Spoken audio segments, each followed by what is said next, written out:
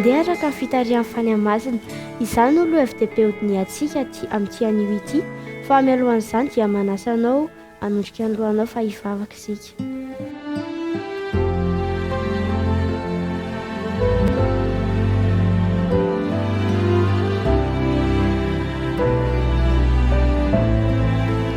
Andriamanitra mbola misaotra anao fa nomenao izao fotoana izao indray ahafahanay mandinika ny teninao.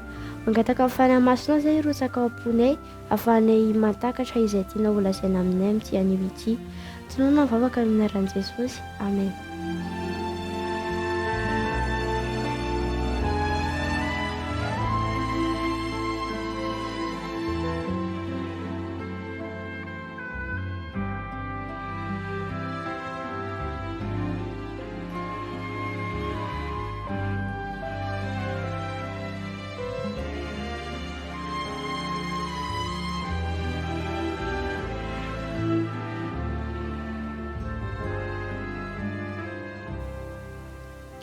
Isaka indray izany isika mahakasika ny fiantraikany fisaintsainana.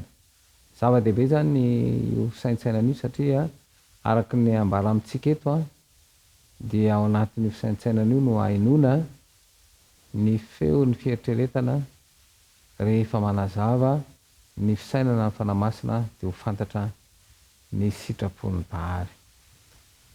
Ahoana ary ny fiantraikan'ny ity fisaintsainana ity? Zao nambaran'ny Korintianina voalohany toko voalohany andininy fahatelopolo. Korintianina voalohany toko voalohany andininy telopolo. Fa avy aminy no nanaovana anareo ho ao amin'ny Kristy Jesosy izay nataon'Andriamanitra fahendrena sy fahamarinana sy fahamasinana ary fanavotana ho antsika. Averiko dia mandeha.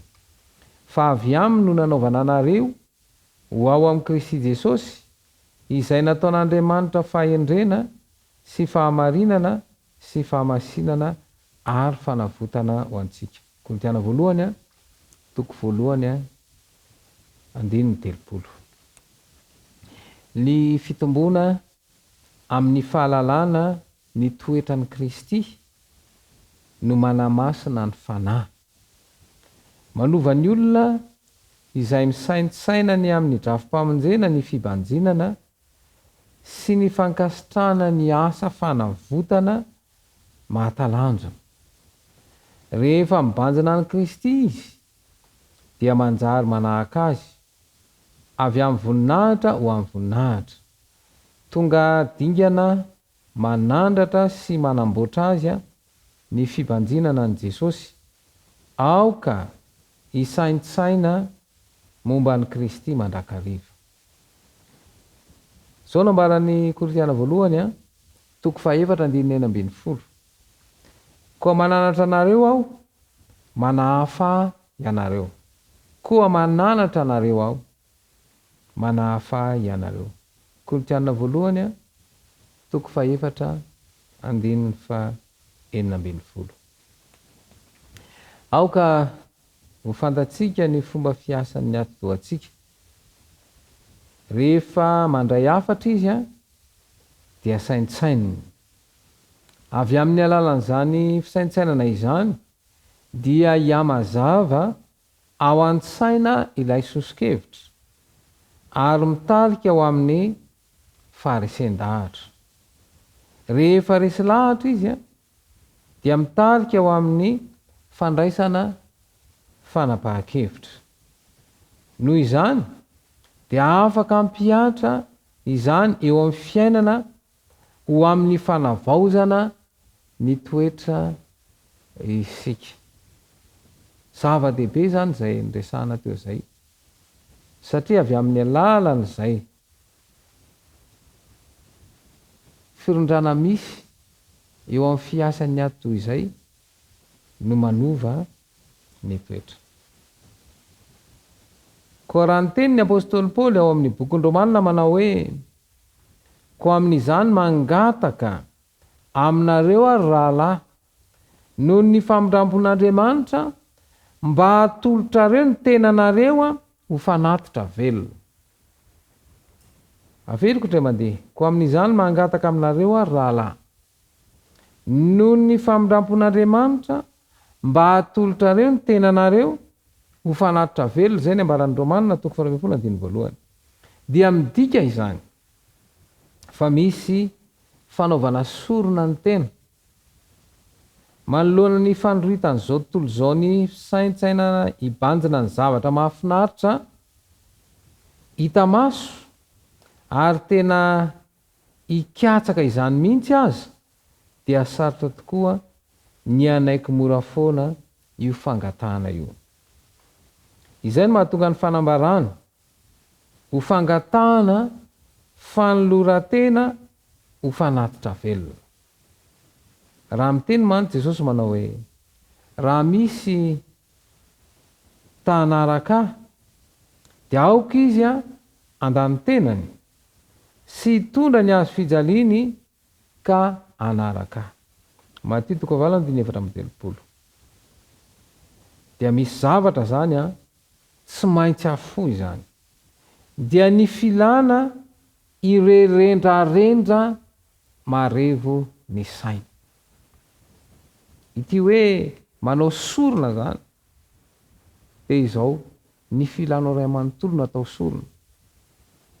Zava-misy mantsy matetika dia ny tena ilaina no lasa sorona fa le zavatra ivelambelany, le zavatra maivamaivana tsy misy lanjany, izay indray no lasa zava-dehibe.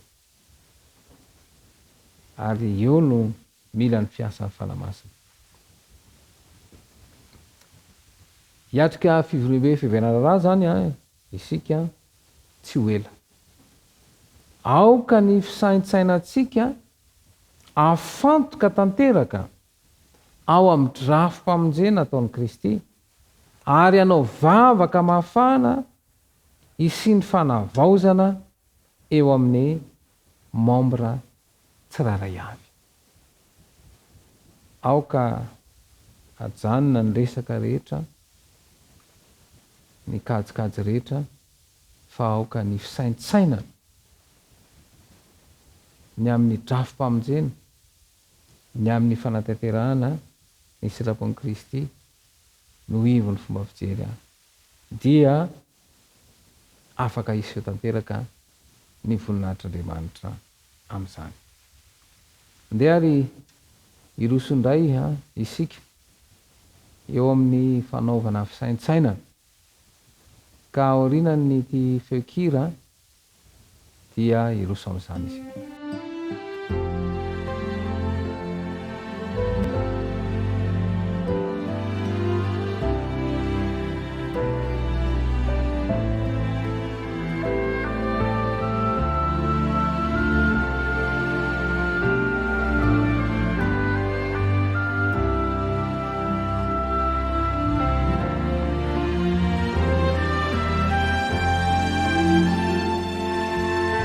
Ny fisaintsainana moa dia mieritreritra ny zavatra izay ndresahana tao anatin'ny taradalana izay vao ndresahana teo, ary ao anatin'ny famaliana ny fanontaniana izay saintsaina ao anaty ao no fanatanterahana nyity fisaintsaina ity. Fantaniana voalohany, efa mba nandinika ny momba ny ato-do ve ianao?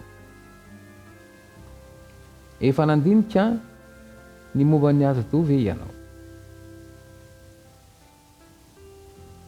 Fanontaniana faharoa, inona no ifandraisan'ny ato-do sy ny fiainana ara-panahy? Inona no fifandraisana misy zany eo amin'ny ato-do sy ny fiainana ara-panahy? Rehefa mieritreritra sy mandinika ny lalina, miainga avy amin'ny taridalana izay nomena, izay ihany zany le atao, ny taridalana izay omena. Zavatra matetika mantsy be loatra ny zavatra raisitsika ireo karazana fahalalana be dia be, dia tsy haintsony hoe iza amin'ireo no izy. Fa izay mahatonga ny mandritra ny tefapolo andro dia taridalana fohy no omenanao mba hahafahanao mandinika ny tenanao rehefa amin'ny taridalana io ary izy fiantraikany eo aminao ny fanatanterana izany. Rehefa mazava tsara ao an-tsainao ny zavatra izay eritreretinao ao dia tonga amin'ny fanaisana fanambara-kevitra araka ny fandray inona no tokony ho atao, ary tonga dia manatretaka avy hatrany a raha vao azonao zany izay. Vavaka isika. Isaoranainao ry ilaina ny lanitra sy ny tany, tombotombaraka ny mpanjaka amin'ny fanjavatra rehetra, noho ny fahasoavana izay mbola omenao anay, ary indrindra ny tadidalana izay omena aoka ny fahazavan'ny saina avy amin'ny fanainao masina aza amin'ny fisainana, ahafahana mahatakatra ny sitraponao raha mpanaiky eo izany, ka hitondra fanavaozana eo amin'ny fiainana, indrindra ny toetra izany, mba hisehoan'ny voninahitra ao tononona sy angatahana amin'ny anaranao Jesosy Kristy mivavaka. Amen.